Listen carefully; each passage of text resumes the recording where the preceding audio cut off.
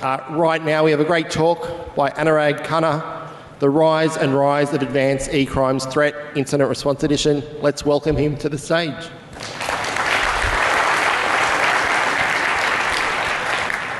Thanks, Silvio. Hey, thanks everyone for showing up. Our first time at BSidesCbr24 and it has been amazing. And this is a big room and I can't see anyone. I just have lights on my face, so that does help. But no stressing out. Thanks for showing up after lunch, day 3. I know it's tough, after late night. So thank you very much.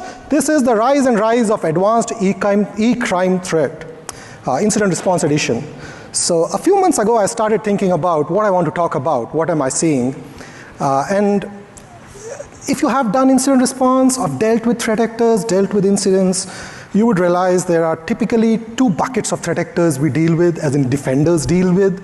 One is nation-state threat actors, the advanced stuff, also known as APT, Advanced Persistent Threat. And the other part is eCrime, which is primarily ransomware, multi-extortion, and those kind of threat actors. And I started looking at what was happening in threat actor activity and what are we seeing. And I realized that of late, like past few months, maybe a year, a couple, the way these eCrime threat actors were targeting organization was evolving. Traditionally, the advanced bit of APT is the nation-state threat actor. They are advanced, they are sophisticated, very well resourced, they know what they are doing. They use 0 days and do all the crazy stuff. And then these eCrime threat actors, they are typically not so sophisticated, more of a smash and grab operations. They come in, they try to get whatever they can, make some money, and leave. But I realized that was changing. The techniques, the speed with which eCrime threat actors were working, that was evolving. And that's where I started looking at it, and I started calling them advanced eCrime threat. And that's what I'm going to talk about. I'm going to talk about what these ransomware threat actors do, how does extortion work, and I would like to not talk a lot about traditionally what they were doing, which is lateral movement, moving around, pushing data out. I would try to stress on or talk more about the more recent stuff, evolving landscape, what has changed. A bit about myself, work for a company called CrowdStrike. How many of you have heard of CrowdStrike? Yeah, that used to be a great icebreaker a few months ago. I should find a new one. This doesn't work anymore. I do incident response. So I work with a team that deals with a lot of nation-state threat actors, a lot of ransomware, eCrime, day in, day out. I've been doing that for a few years, 10 plus years doing incident response across Asia Pacific. Moved to Australia a couple of years back. Still working on my Australian accent, so work with me a little. I teach for SaaS, picked up some certifications while on the way, and this slide deck is very dense. There's a lot of text, some a bit small, which will be difficult for people to read in the back. That's by design. This is a reference deck. So this slide deck is available at that particular link on the slide. You can download this, you can use this, and if you're thinking, should I? I'm putting this up right above because I don't want people to be clicking pictures, and so you don't have to. This link will be there at the end of the slide deck. So maybe by then you will decide if you want this deck or not. Let's see how it goes. So let's get going here. Disclaimer, my company may not agree to what I'm saying here. I don't expect them to. Maybe they do. We're going to talk about a lot of stuff which is already publicly known, a lot of stuff, some stuff which I've researched. So we're going to talk about that. This entire slide deck has a lot of links embedded in. So while maybe you download this, maybe you start looking at it, and you're like, where have we seen this particular technique? There'll be links somewhere on the slide deck. You can click, go there, read a blog published by one of these big companies. Okay, bottom line up front, what we are here for. eCrime threat actors are evolving. They are getting more sophisticated, they are ruthless, they are fast, they are getting things done. We have seen in past couple of years, more than a couple of years, that what eCrime threat actors do is a very, very successful business model. They make a lot of money. What we are doing, which is defenders, and maybe you're a red teamer, maybe you're an exploit writer, I'm making an assumption here that everyone is still trying to make their organization safer. So all of us are defenders. That's our primary job, making sure that our organizations don't get hacked. They are getting better. We are getting better. But the bottom line here is that we need to level up faster. We need to have plans in place and the ability to execute those plans. That's what I'm going to talk about here. Okay, first the good news. Pat your back. Tell you, you're doing good. We as defenders have been improving. We have better tooling now, which gives a lot of defenders better visibility, which means a lot of organizations can see the threat as the threat comes in. They can see what the threat actors are doing. They can detect a lot of stuff. We have gotten better at identity management. A lot of organizations do have multi-factor authentication. What that has resulted in is a lower dwell time. So the time when a threat actor gets in to the time when they get detected is now in days. It used to be in years. If you go back 10 years, it was like 400, 500 days. Now it's double-digit days, which is really good. So we are getting better, which is good. But the problem with that is, in the cat and mouse game that threat actors play, they are responding. They are leveling up. They're using living off the land techniques, making it difficult for us to detect them. They're leveraging cloud, so not only targeting cloud, they are leveraging cloud to target organizations. They're targeting identity, because identity is the thing these days, with cloud and SaaS applications, which we'll talk about. They're targeting more and more identity, and they're getting faster. So while the dwell time is coming down, we are getting better at detecting them, they're doing things fast, really, really fast. And when threat actors move fast, we need more time. How do you get more time? So 120, 25 years ago, Einstein came up with special theory of relativity.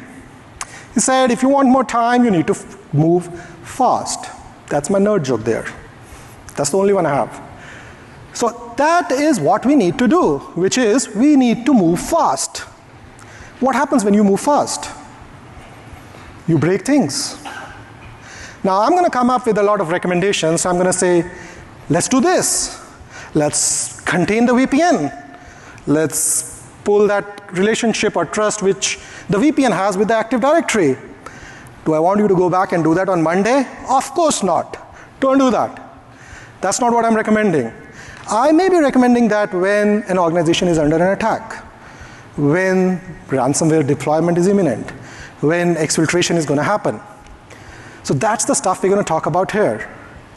One superpower which we all have as defenders is visibility.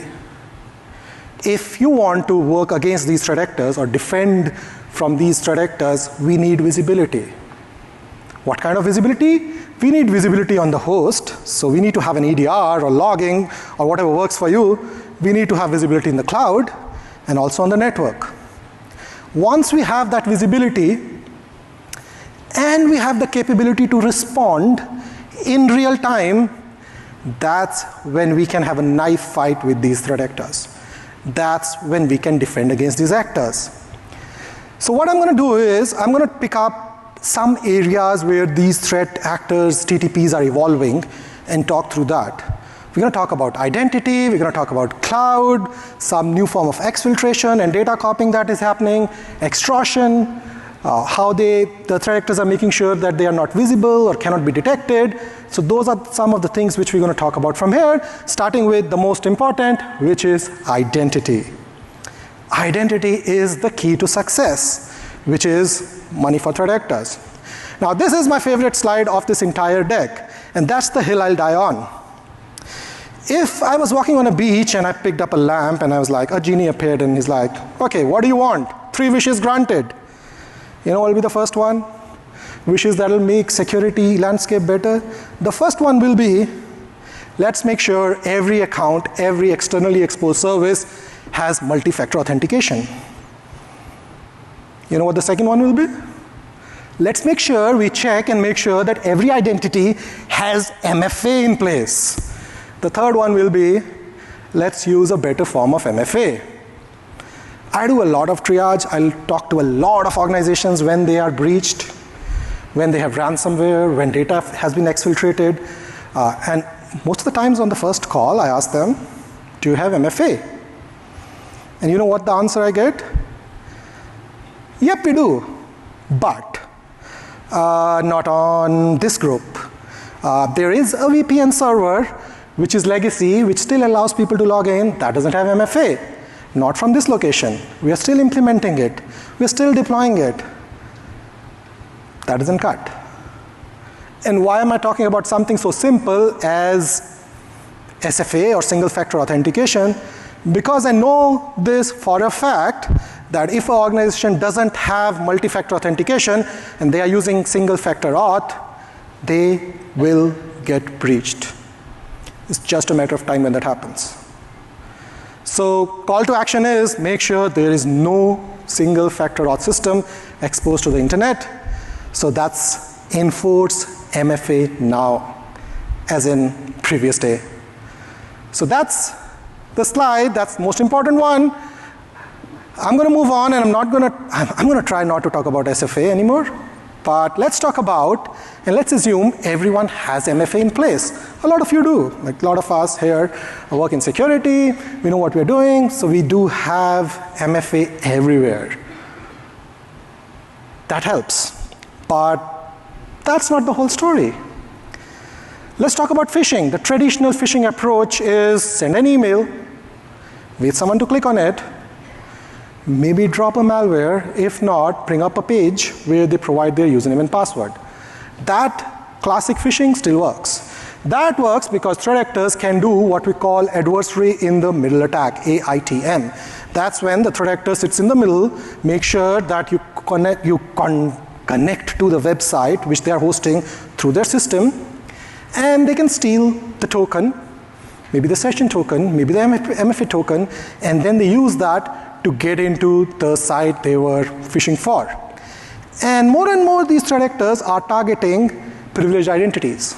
So if you are an identity admin, an AD admin, maybe you manage Okta or any other single sign-on solution, which a lot of people would in this room, you are a target. Because that's what the threat actors want. They want access to privileged identities. This works for end users.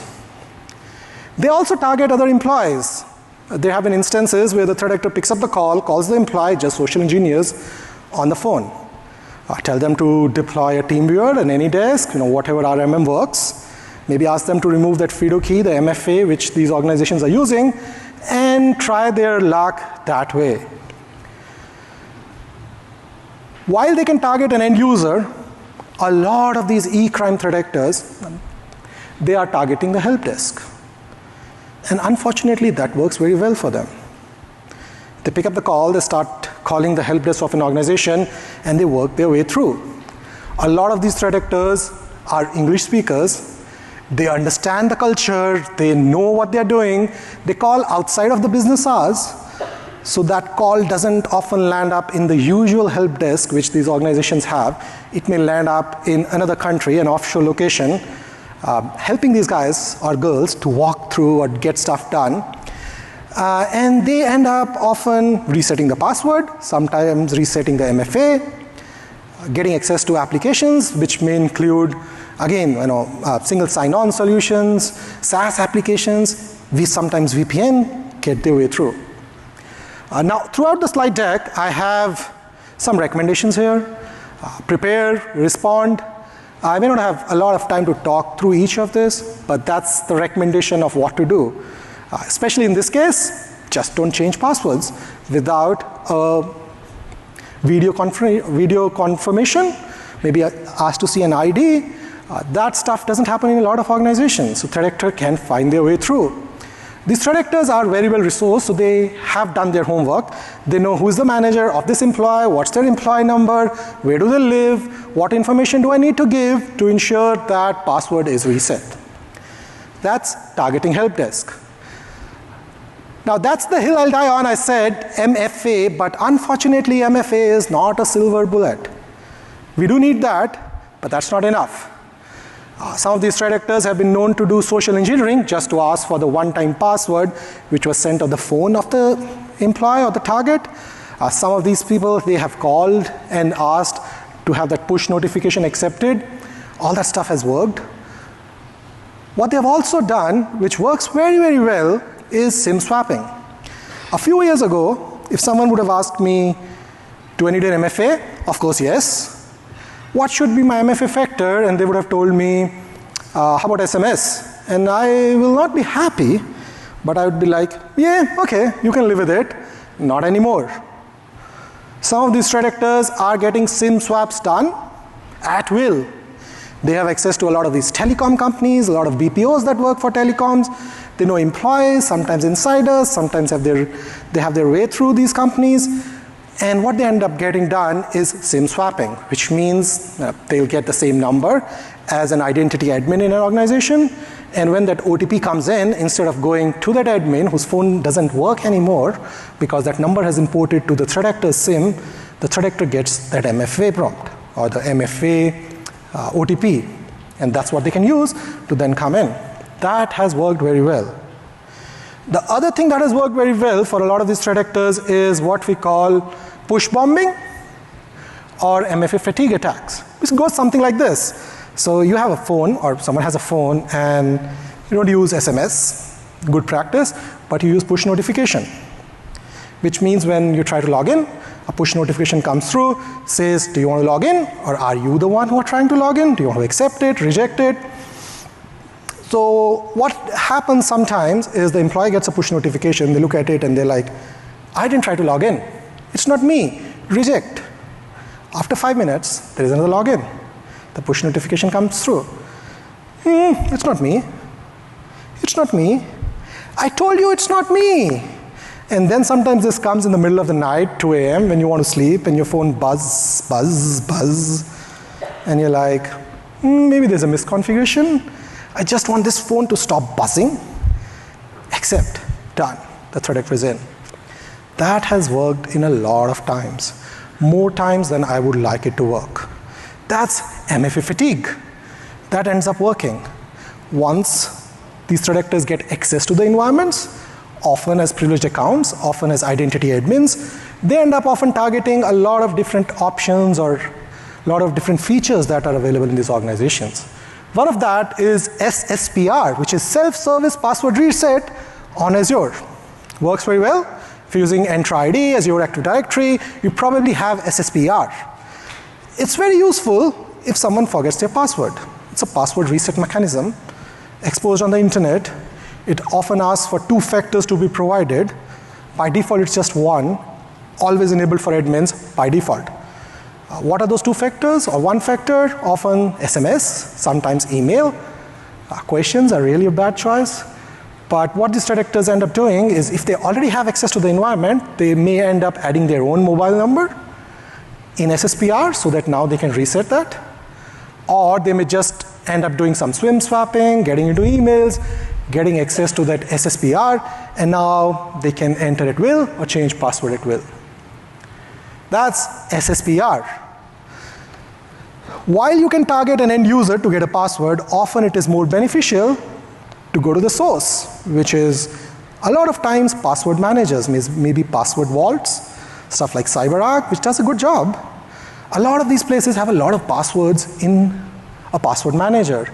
And we have been telling people to do that. Security professionals use password managers, put all your passwords in there.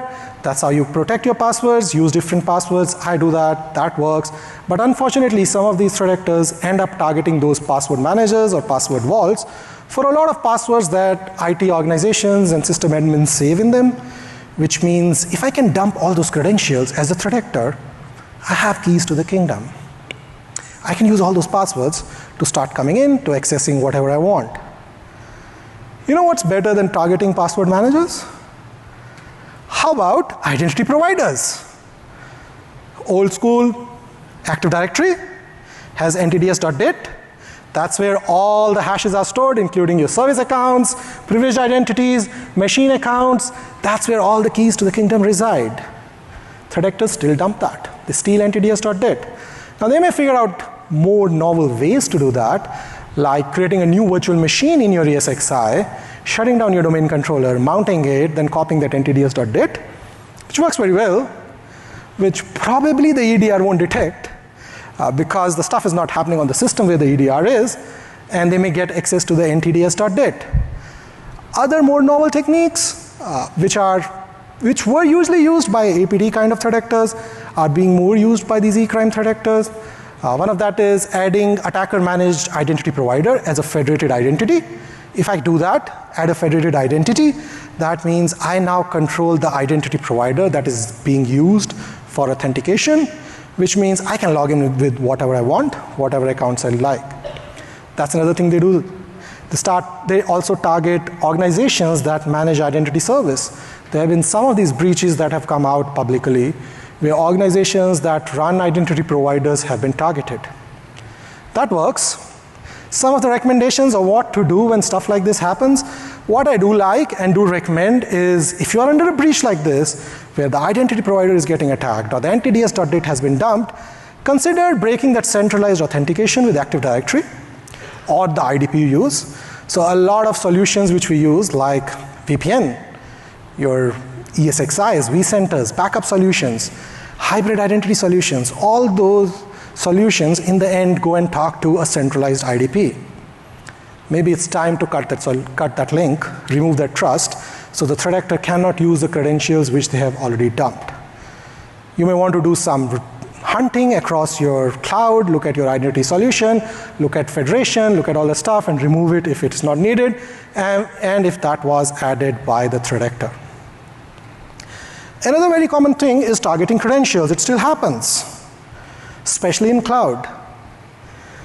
There has been some intel, some research that has happened, and a lot of IR professionals now assess that a lot of these threat actors are constantly spidering and looking for credentials in things like GitHub and other repos. They're looking for long-term credentials, keys. As soon as there is a key that pops up in any of these repos, because developers do make mistakes, that's human nature, they'll take that and start accessing the orchestration plane of the cloud service provider and start doing funny stuff. So look at that. Adding new credentials is still a favorite, where not only in Active Directory or the local systems, which is really, really hard to detect for a lot of organizations, they now end up adding accounts in the cloud orchestration plane, in Azure Active Directory or Entra ID.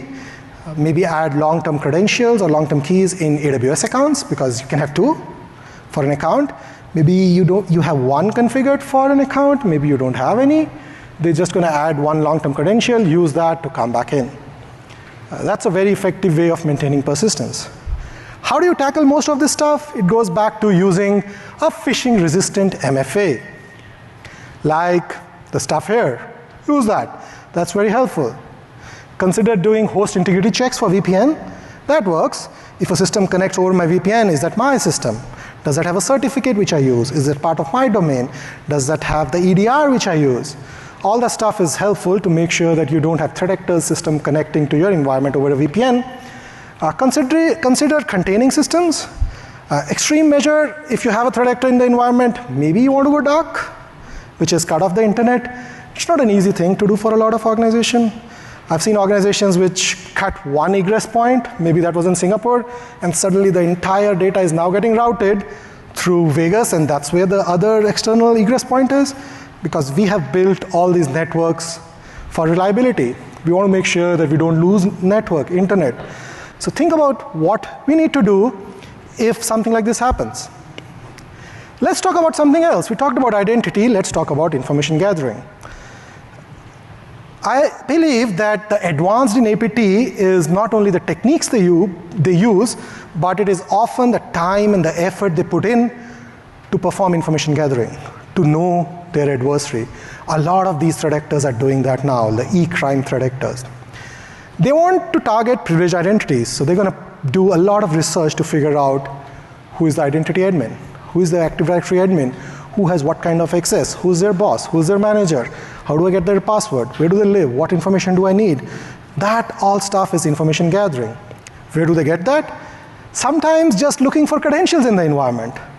All that SMB tools that go to different SMB shares looking for passwords, they do work. Unfortunately, they do work. There are a lot of organizations who still have credentials lying somewhere on the network which they are not aware of. That works. What these threat actors are also doing is looking for ransomware-specific details. Why do that? Why does it matter? If I'm a threat actor, which I'm not, I'm an eCrime threat actor, and I'm like, I want to extort this victim into paying up maybe $20 million. So I go in, I look for the insurance policy, I download that insurance policy, I go through that stuff, and I figure out, oh, not $20 million. These guys have a policy that allows them to pay $25 million. What am I going to ask this company? $24 million? Maybe that'll work. So I'm like, yeah, guys, please give me $24 million. And then someone is going to come at me and say, no, we don't have that much money. And I'm like, yes, you do. Look at this policy that says $25 million. Just give me 24 of those. That's what these threat actors, that's the length these threat actors go to figure out what are the different policies these organizations have, what kind of insurance policies they have, what kind of processes they have in place, what does it take me to change a password for someone, what information I need for that. How do they create new accounts? How do those new accounts get the MFA configured? Maybe there's a portal I need to go to where I have to log in with the default password. Oh, what's the default password? Maybe I can find that in the wiki which this company has, figure that out. Maybe in the ticketing system, there are credentials there. Maybe there's a Confluence server. Maybe there are others, GitHub and other stuff where there is source code. All that stuff is important.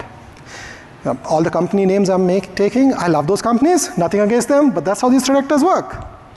They go to internal chat applications, maybe use Teams, maybe use Slack, and they're going to start pinging other people on their teams and say, hey, mate, I need this. Can you give me those credentials? Can you reset a password for me? They'll work their way through to find out more data, more information, which they're then going to use to move around, to escalate privileges, and do more interesting stuff. And through this process, they may end up targeting your SaaS application. A lot of organizations have moved to cloud. We use a lot of SaaS applications, all those Okta tiles you keep seeing. That's easy to use, but a lot of those SaaS applications do not provide enough visibility to defenders because they're on-prem. So these threat actors look at those SaaS applications, they're in cloud, I need to exfiltrate data from the cloud to my cloud, that'll work. Let me just get into this SaaS application. Another attack which was, again, something APT would do, or you would expect a nation state to do that, which is targeting ADFS to get golden SAML. That's a complex picture. I created that picture, and I did want to get an opportunity to show you that. That's why it's there. I'm not going to talk through that. But in a golden SAML attack, the threat actor steals a certificate or a signing key which is in the ADFS server, uses that to access SaaS applications. That still works. So they are now targeting cloud. Let's talk about cloud. That's where all the fun stuff is. A lot of these threat actors are not only targeting cloud as a victim cloud, they're also leveraging cloud to target these organizations. There are a lot of times these threat actors are moving from cloud to on-prem. A lot of people have asked me this, and I've worked with a lot of organizations, and they say, what is more secure? Is cloud more secure, or is on-prem stuff more secure? I've thought through that, and my view now is, it's just a different attack surface. Neither is more secure or less secure, they are just completely different attack surface, and we need to look at them in that way. But recently I came through this idea and I liked it, and I kind of started trusting this a little more, which is defenders have a home ground advantage when responding to on-premises incidents. We all do. Remember Home Alone? Like, that's how the stuff works. I own this place, this is my house, you're not going to get in. If you get in, I'm going to kick you out. I'm going to put my traps in, and you're going to fall through those traps, and stuff is going to happen, and I own this place. Unfortunately, in cloud, sometimes, I won't say always, that ceases. It's a battleground which provides adversary, sometimes very similar advantages, the same level of skill and the same level of capabilities and what resources they can access as it does to us, which makes it more difficult for us to pull that plug, which we want to, or pull that network wire to make sure the threat actor stuff doesn't work anymore in the cloud. No way I can go to a data center in the cloud and pull that wire out. It doesn't work like that. Let's talk about some of the stuff these threat actors are doing in cloud. A very interesting idea, which a lot of these threat actors are doing, is security degradation attacks. That's when they reduce the defense or the capabilities which we have baked in into our cloud. Logging, maybe you have set that up. They're going to come in, and they're going to reduce that E5 license you have to maybe E1, E2, whatever it's called. Which means stuff which we could see and detect, we can't anymore. And that happens in all the major cloud service providers. It's not a specific cloud problem. It's not a specific vendor problem, it is a cloud problem. The one I like here is adding trusted locations and conditional access policies. A lot of organizations use conditional access policies. They are a good control. A lot of these threat actors, when they get in, they have the access. What they're going to do is they're going to add one additional cap or one additional trusted location in the conditional access policy which you already have. That trusted location now allows the threat actor to come in from their IP address and maybe access the environment without an MFA. That's going to become difficult for us as defenders to detect. They also target storage as a service. A lot of the storage as a service solutions like the S3, maybe you're using Azure blobs. They have a lot of data in there. A lot of organizations use that. These threat actors end up targeting those, sometimes copying the data just for the purpose of stealing, sometimes just encrypting that data where it is, or sometimes just deleting that. A lot of this stuff is, I should not say easy to protect, but maybe easier to protect if we have things in place. A lot of threat actors target this and they still get away with this. They still end up downloading a lot of data, extorting the victim, or maybe just encrypting them where this data is. There are some recommendations I have on the deck. You can have a look at that. That'll protect against these attacks. This one is another interesting thing. If you have cloud, a threat actor can get access to the orchestration plane. They may end up spinning their own virtual machine. Why do that? Why not use a machine which you have already compromised? You know why? Because if I spin up my VM from my AMI, that's my machine, that doesn't have all the security software the organization uses. That means now defenders do not have any visibility into that. That means I can do whatever I want and no one is going to see what I'm doing. That's something which a lot of these threat actors are doing. What we need to do if we are responding to these attacks is look for any recently created virtual machines. Kill those, burn those, nuke them, let them go away. You don't need them. That's a remediation stuff. If you get into a knife fight with a threat actor that is targeting cloud, there is stuff that we can do in AWS as well in Azure. In Azure, Microsoft provides what we call Microsoft Admin Portals Cloud App. You can use that and set up a policy which then you can enforce on whoever is accessing all these portals which are Azure, Admin Center, and all this stuff. You can enforce an MFA, a new MFA, or you can just say no one can access it, only these two accounts can access it while we are battling this adversary. That works very well. Some more recommendations for a knife fight in cloud, which often is complicated and complex to do. Once the threat actor has access to the orchestration plane, there are multiple ways of how they can access virtual machines. There are multiple ways they can run scripts for virtual machines that are running in cloud, dump credentials, copy interesting files that they are interested in. So some of these. Okay, let's talk about what do the threat actors do to make sure that we can't see them, we can't detect them. A lot of this stuff is network stuff. Some of that is security degradation. Let's start with network. Pivot. Pivoting is something which a lot of pen testers know of. They do. A lot of defenders have seen that. A lot of these threat actors have taken that to the next level. Using a lot of SOX proxies is very common. Where to deploy these SOX proxy? I have EDR everywhere, and not everywhere. But do you have a NAS machine which runs Linux? It doesn't support any security software. That's where I'm going to deploy my SOX proxy. Maybe that hypervisor, where you cannot install the security software. Maybe you don't have logging in that. Maybe you're not pushing those logs somewhere central. That's where the threat actor is going to deploy their SOX proxy, because that's where defenders are not looking in. Once the threat actor has deployed that SOX proxy, using any of these multiple tools they can use, there are a lot of these, they can now access the environment at will, often without getting detected. They can even come back once you have you have assessed that you have kicked them out because they have that as a persistence mechanism in their environment. It's not pleasant to look for this. It's not easy to do a lot of this stuff, looking for SOX proxies that may be deployed in, say, a IoT device, a camera somewhere, a recorder, all that interesting devices. This is another common thing which a lot of these threat actors are using. They're using VPNs. They tend to use a lot of VPN stuff. Some of the common ones they use are these. Does anyone know why use these? Why not use some other stuff? A lot of these service providers, they can take payments in Bitcoin or any cryptocurrency, which means difficult to track down. So you can't track who is buying those accounts. So they end up using this. They end up using a lot of what we call data center stuff. So if you are an AWS shop, you use AWS, I'm going to spin up a virtual machine in AWS, and that's where I'm going to come from, which means you probably trust where I'm coming from. You'll be OK. If you use Azure, I'm going to use Azure. If you use another data service provider, I'm going to use that. I'm going to get in without you figuring out where I'm coming from. Another trend is using residential proxies, which is a service which a lot of organizations are now providing, where you can route your data through a local IP address from someone's home system.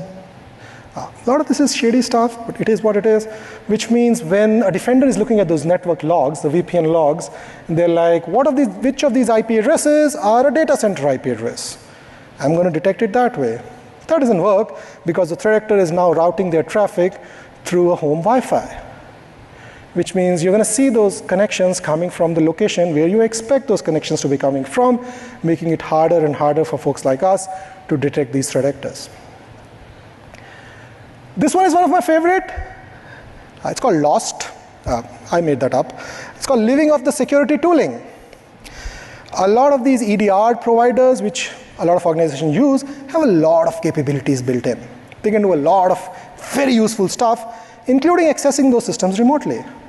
If as a threat actor, I can get into your cloud console of the EDR service provider you're using, or on-prem system, whatever you're using, I can probably use the capabilities that the security software has to access the systems, which essentially means from the cloud, I'm now coming on-prem. So first, I was able to maybe compromise your Okta tiles, maybe become an identity provider, maybe log in through the EDR you're using, and now I'm in the cloud where all the EDR control stuff happens, and now I can use that capability to come in and access your domain controller, dump those credentials, add an account, make all those interesting changes. That's Lost. Oh, this stuff is more interesting. This is using signed drivers. I don't want you to detect me, so what I want to do is shut down the EDR you are using. How to do that? It's not easy to do that.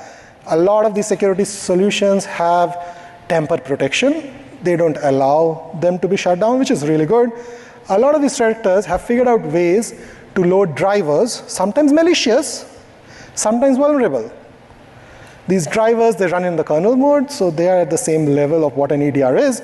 And if as a threat actor I can load a malicious driver or a vulnerable driver, both of these exist, I can probably shut down the EDR that you are using to monitor your systems.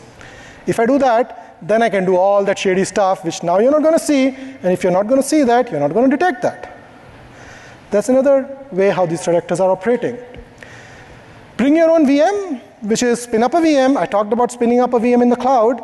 That stuff can also happen in the ESXi or hypervisor, Hyper-V, Nutanix, whatever you're using. If the threat actor gets in, they have the right privileges, they're going to spin up a new VM. That VM doesn't have your favorite EDR, put whatever you're using. It doesn't have the log forwarding solutions that you use. Sometimes they do stuff where you can't see that in the vCenter or whatever console you're using, which means now the threat actor has a machine running in the environment, which then can be used to come in and access the entire environment. That's bringing your own virtual machine.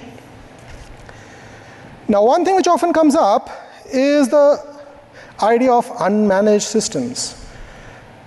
You'll get into conversations where like, what is the EDR coverage in the environment? How many systems do you have the security software on? What kind of visibility do you have in your environment? And a lot of time people will say, everywhere.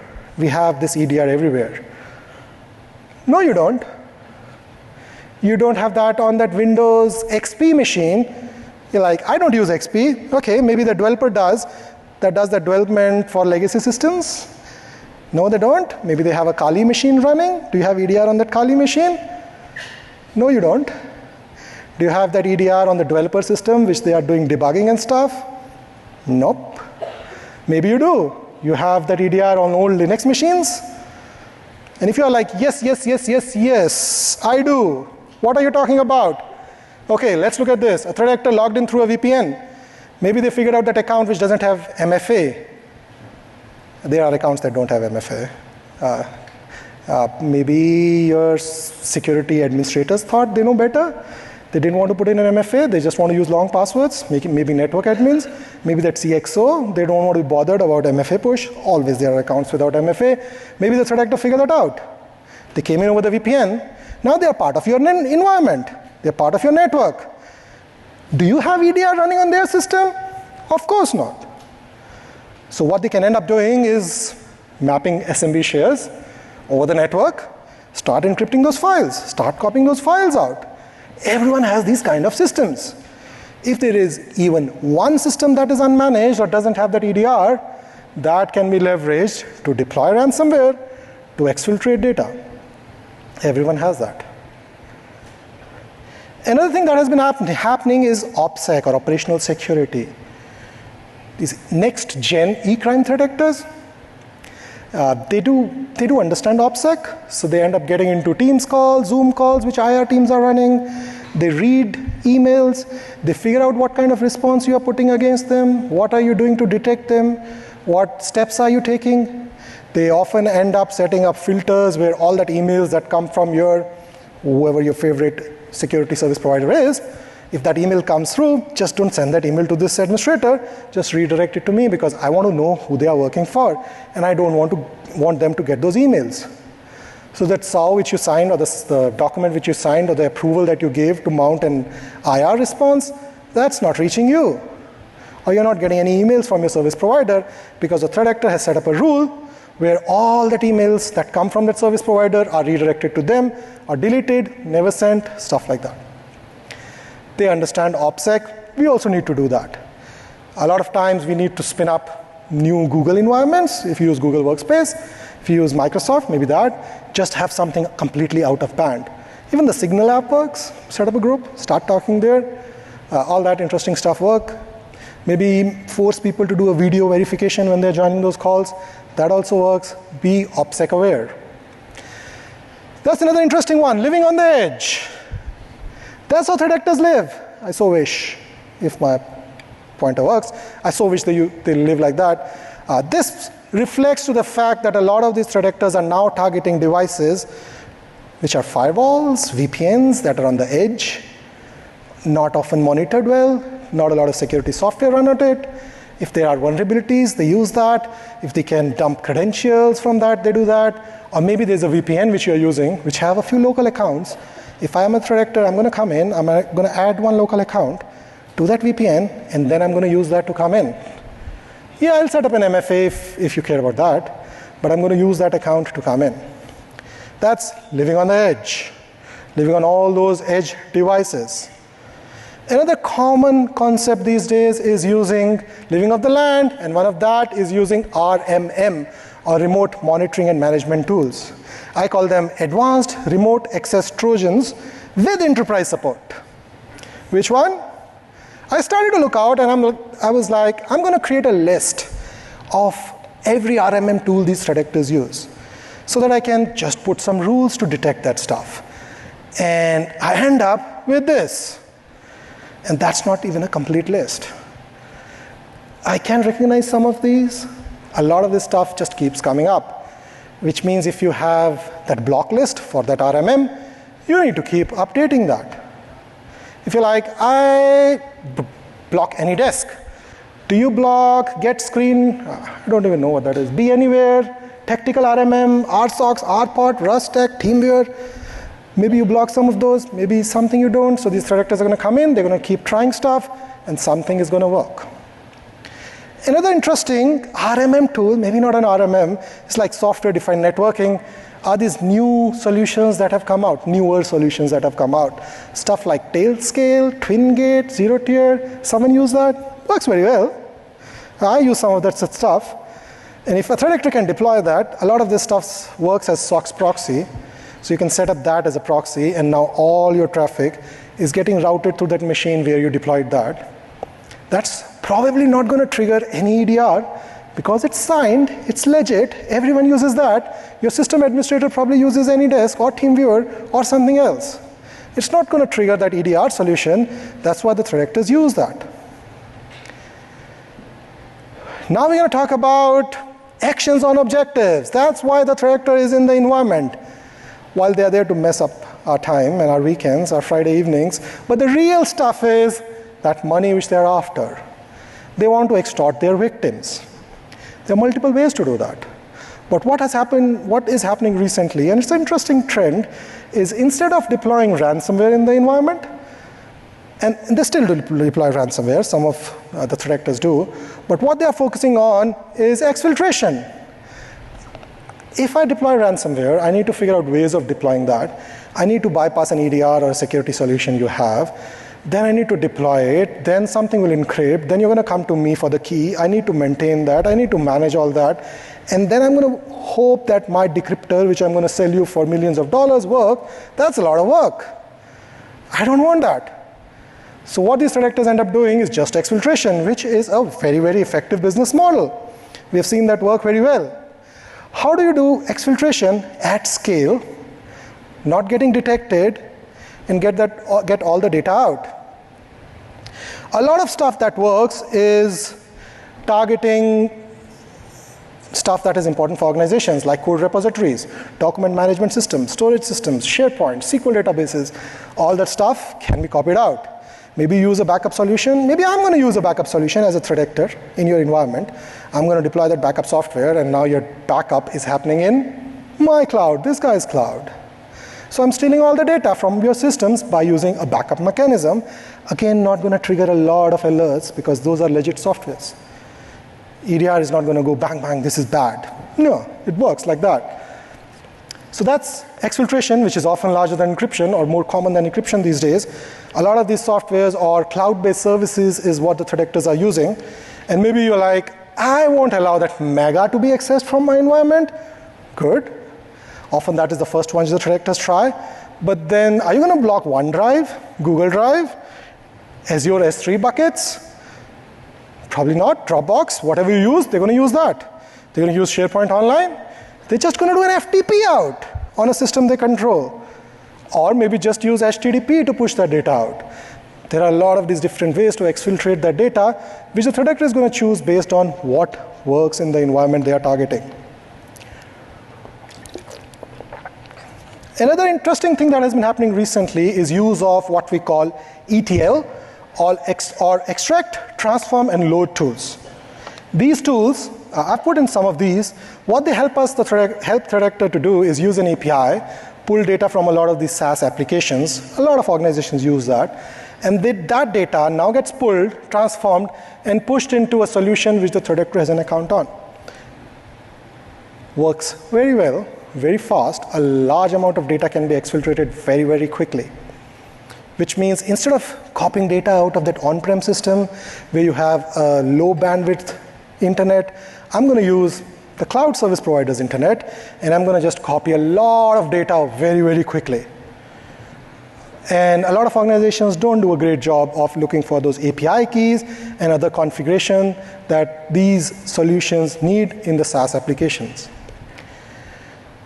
This one still works, which is hypervisor jackpotting. This has been there for a while. A threat actor figures out a way to get into the environment. They figure out ways to figure out credentials that they can then use to get into that ESXi or Hyper-V. A lot of these ESXi environments are being targeted. They don't have any security software. Like you can't run a security software there. A lot of organizations have SSH open. A lot of organizations have their vCenters integrated with their Active Directory. So if I can get into Active Directory, I can do some stuff, get some credentials. I can use that to get to the ESXi, which I can then encrypt. There are a lot of encryption tools that are available for ESXis.